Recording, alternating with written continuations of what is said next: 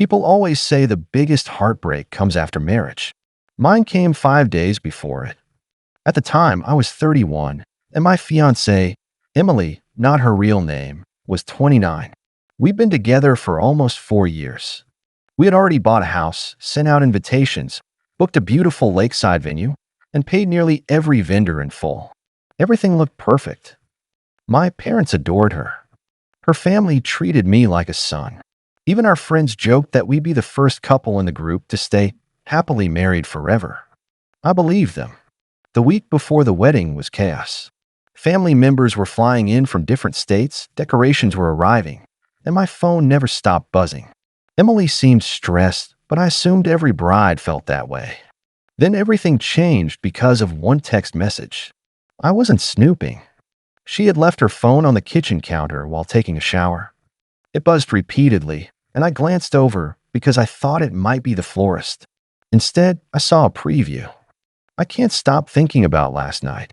I wish we had more time before you get married. My stomach instantly dropped. I picked up the phone. For about 10 seconds, I argued with myself. Don't look. Trust her. Put it back. Instead, I unlocked it. We knew each other's passcodes. I wish I hadn't. The messages weren't confusing. They weren't innocent. There was no misunderstanding. She'd been seeing one of her coworkers for almost 3 months. The conversation was full of hotel reservations, selfies, late-night meetups after working overtime, and discussions about how guilty she felt. The worst message wasn't even romantic. It was practical. After the wedding, we'll just have to be more careful. I remember reading that sentence over and over because my brain refused to process it. After the wedding, she never intended to stop. She planned to marry me anyway. I quietly put the phone back exactly where it had been. When she came downstairs, she smiled. Did the florist call? I smiled back. No. That was probably the hardest lie I've ever told. For the next 2 days, I acted completely normal. I helped finalize seating charts. I picked up relatives from the airport. I smiled through the rehearsal dinner. I even held her hand during the rehearsal ceremony while knowing another man had been touching her the same week. Inside, I was completely numb. Everyone kept asking if I was excited. I nodded. The truth was I couldn't feel anything anymore. I spent those 2 days quietly collecting evidence. I emailed screenshots to myself. I photographed hotel receipts. I saved conversations. Not because I wanted revenge, because I knew exactly what would happen. She would deny everything. People always defend the crying bride. Nobody believes the groom.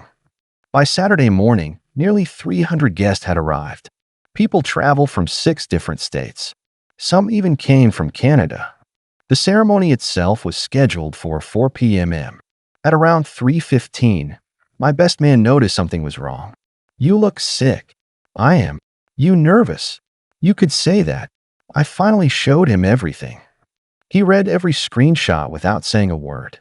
When he finished, he looked at me and quietly said, "We're not letting this wedding happen." For the first time in days, someone was on my side. The venue manager came over to ask if we were ready to begin. Instead, I asked for the microphone. She looked confused.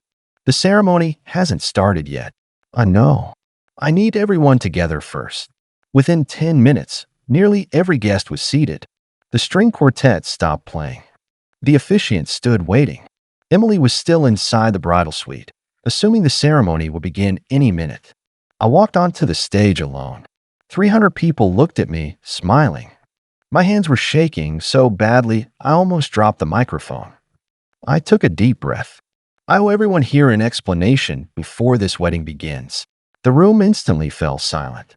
No one knew that the happiest day of their weekend was about to become the most unforgettable family gathering any of us would ever experience. Every eye in the room was on me. At first, people assumed I was making some emotional speech about love. I wasn't. I looked over at both of our families and said, "Before I marry Emily, there's something everyone deserves to know." Confused murmurs spread through the crowd. The officiant stepped closer and whispered, "Are you sure you want to do this?" I nodded. Yes. Then I connected my laptop to the projector the venue had set up for our wedding slideshow. Instead of engagement photos, the first screenshot appeared on the screen.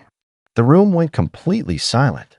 There were text messages between Emily and her coworker discussing hotel rooms, secret dates, and how they needed to be careful after the wedding. Someone in the front row gasped. Another guest whispered, "This can't be real." I clicked to the next screenshot. Then another. Then another. No editing. No dramatic captions. Just her own words. About halfway through, the doors to the ballroom opened. Emily walked in wearing her wedding dress. She smiled for exactly 2 seconds before seeing the projector. Her smile disappeared. She looked at the screen, then at me, then back at the screen. Her face turned completely pale. "What are you doing?" she shouted. I answered into the microphone. "I'm canceling the wedding." She rushed toward me. "Turn that off." "No." "You're humiliating me." I looked at her and calmly replied, "You humiliated me the day you decided to cheat." The ballroom was so quiet you could hear people crying. Her parents looked frozen. My mother had tears streaming down her face. Emily tried grabbing the microphone, but my best man stepped between us. "This isn't helping," she said desperately. It wasn't supposed to. She immediately switched tactics. "It only happened a few times." "La." I was confused. "La." "It didn't mean anything." "La." Then came the sentence that destroyed any sympathy people still had for her. I was going to end it after the honeymoon. The room erupted. Someone actually yelled, "Are you serious?" Her father covered his face with both hands. Her mother started sobbing. Several of Emily's bridesmaids quietly walked away without saying a word. One of them looked directly at me and mouthed, "I'm sorry." That meant more than she probably realized. The coworker wasn't there. Apparently, he told Emily he couldn't attend because of work. Convenient. I looked back at the guests. "I know many of you traveled a long way, and I'm sorry your weekend ended like this." I paused. "But I refuse to marry someone who planned to lie to me for the rest of our lives." Nobody argued. Nobody defended her. The officiant slowly closed the ceremony book. I believe today's ceremony is officially canceled. A few people actually applauded. Not because they enjoyed the drama, because they respected the decision. As guests slowly stood up, several came over to shake my hand. One older man, who had been married for over 40 years, simply said, "Son, this hurts today. It would have destroyed you later." I never forgot those words. The venue manager approached me and quietly offered to keep the reception open since the food had already been prepared. At first, I thought it sounded ridiculous. Then my family convinced me. "We've all traveled here," my sister said. "Let's spend the evening together instead of wasting it." So that's exactly what we did. There was no first dance, no bouquet toss, no speeches about forever. Just 300 people eating dinner, talking, laughing awkwardly, and reminding me that life wasn't over. It felt strange, but it also felt honest. Over the next few weeks, I learned the affair had been going on even longer than the messages showed. Several coworkers already knew. Some had even covered for them.